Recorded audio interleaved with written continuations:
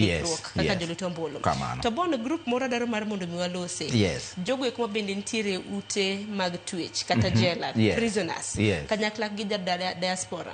Nikech prisoners wang'ega ni gin gilito ga ombulu mana ne jatend piny. Gi jo diaspora, mabende aneno ka jo diaspora higani nokecho.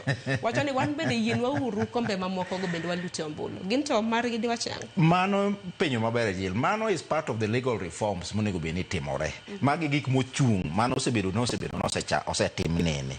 Ni mar sani ing'eni jok mane jela, gin jok mang'eny kabisa. To sheria nowacho ni pod ginyalo mana go kura ne president.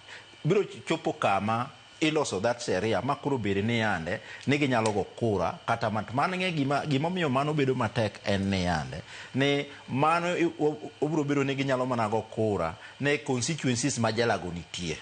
Mano emomiyo pod okete ni ginyalo mana goyo kura ne president. For example, constituencies maonge jela manyiso ni gibiro biro defranchised. Koro mano emomiyo ineno ka pod okete ni ginyalo mana go kura ne president. Ndalo moko biro biro ma biro biro ni wanyalo go kura electronically. Manyiso ni regardless kuma intie inyalo bedo jela Kisumu tiyiera MCA ni madala. Mano biro timore to kune mwachemo gi electoral reforms.